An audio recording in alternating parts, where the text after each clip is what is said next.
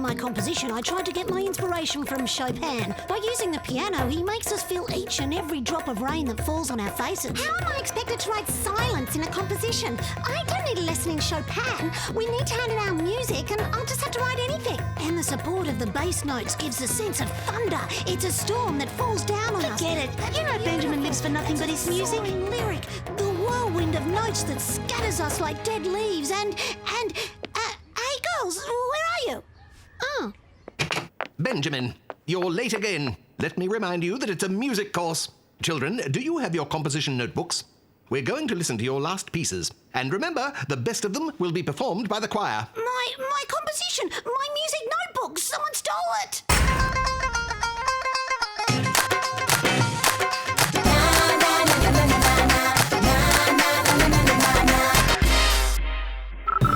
Benjamin, are you sure your notebook was stolen here? Absolutely certain. I was in Mr. Thompson's class with the others. My notebook was on the table, there was recess and poof, the notebook had disappeared. It is possible that you left it in your locker. You do that kind of thing, don't you? No way. I'm sure I left my notebook here, on my desk. I'm always careful with my composition notebook, especially with my score for the choir inside. There are too many fingerprints. There's no way of finding the culprit among all these. Well, have you finally finished? I do need to lock up the room.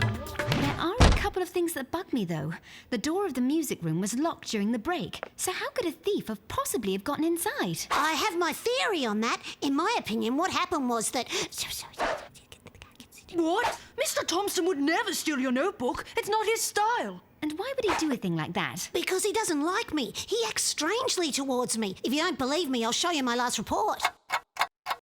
Hey, it's true that his school report is strange. Benjamin doesn't stay still, lacks concentration, and participates too much. And on top of that, you have an A average? Okay, it's clear there's something shady going on. But to think he stole your composition notebook... I'm sure that it's him. Benjamin, I don't really believe it, but it's our only trail.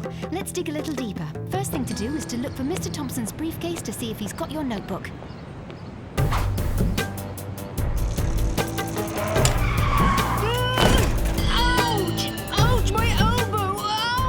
Are you okay, Dewey?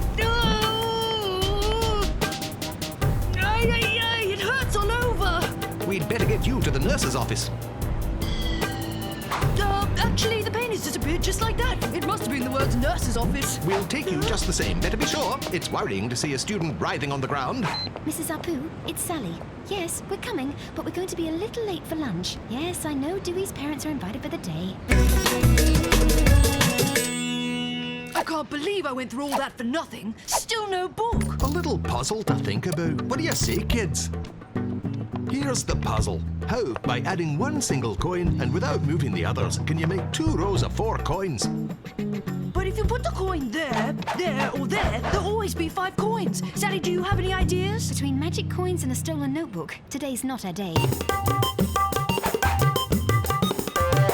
Just as we predicted, we didn't find anything in Mr. Thompson's briefcase. Benjamin, we have to find another way forward. What? My notebook? But what's it doing here? Mr. Thompson was right after all. You just forgot it. A case resolved. End of episode. Bye-bye. It's impossible. I don't understand. I swear to you that it wasn't there before the lunch break.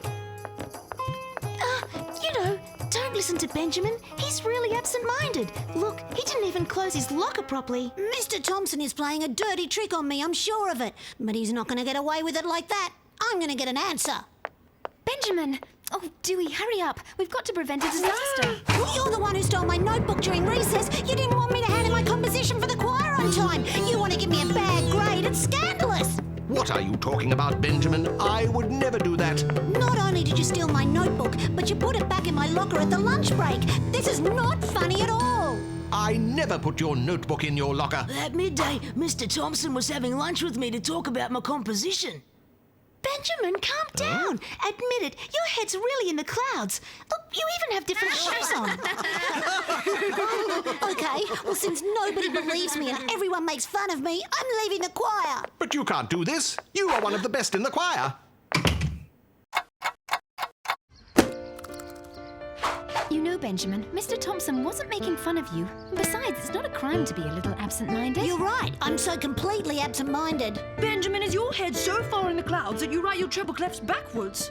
No way. I don't make those mistakes anymore. It's not even my writing. Na, na, na, na, na, na. Oh, this is really stupid. No, I never wrote this composition.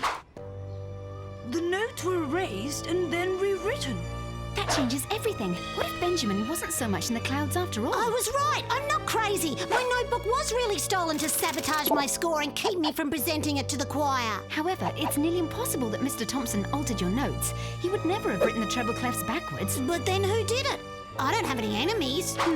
That's what we have to make sure of. Detective McAdam, we need to start the investigation from scratch. Take a new position on a stolen composition, a tuneful saboteur, causing quite a stir. Follow the new clues, end the music blues. Follow, write new clues, and end the stolen music blues.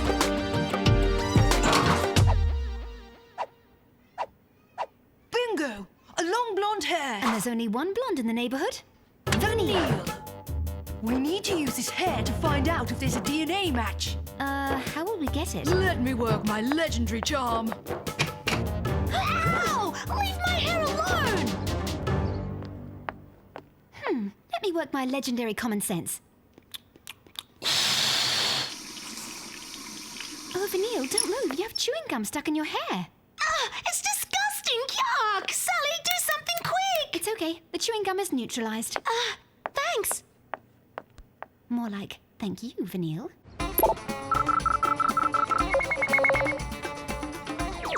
Yes! The DNA corresponds. It is Vanille's hair that was stuck in the door of Benjamin's locker. She can't be the culprit. She was with me all during recess, when my notebook was stolen. Didn't I tell you that she was with me?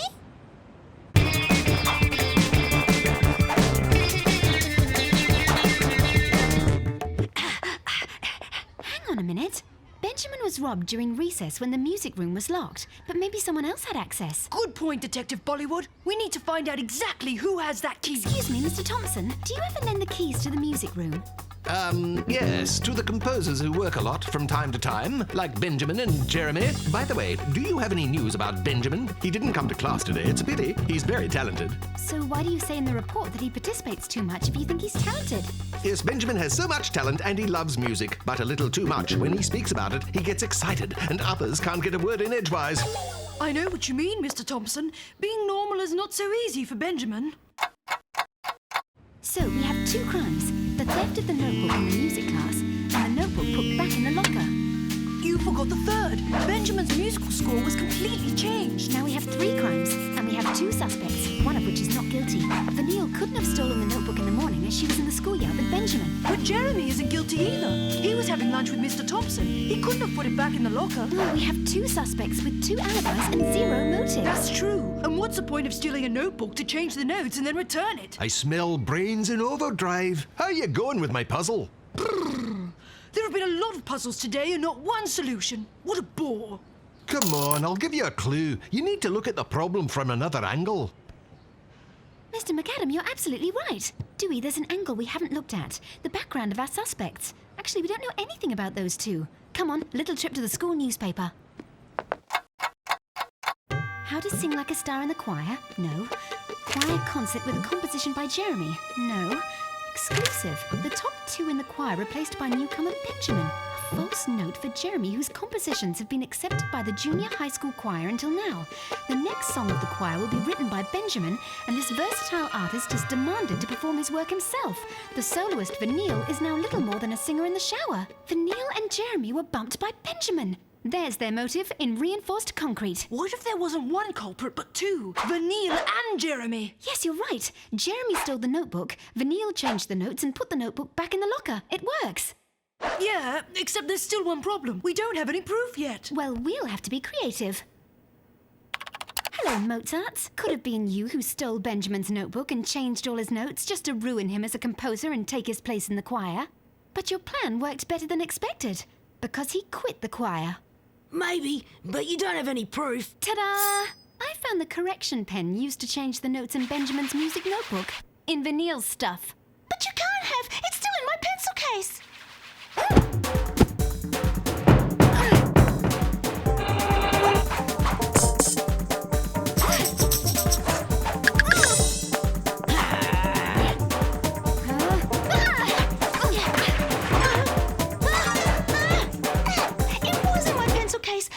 action pen you showed's not the right one. You don't have any proof. On the other hand, your confession is proof. I've got it all on tape. We didn't want to hurt Benjamin. It's just that since he's come to the choir, everything's about him. Mr. Thompson wants the three of us to work together, but Benjamin always wants to work alone. Suddenly, there was nothing else we could do, so we thought that if he left, Vanille could be the lead singer again, and Mr. Thompson would choose one of my compositions for the choir. Oh, I'm sorry. I had no idea it was like that. We're sorry too. What we did was stupid. Maybe there's a way to fix things up.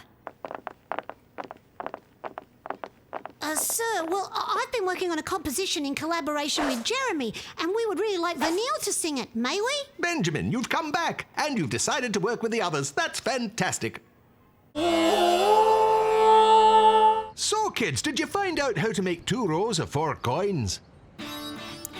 That makes 2 rows of 4, right? Bravo, Sally. You looked at the puzzle in a different way, right? Totally wrong, Agent Dewey. I went and looked up the solution on the internet.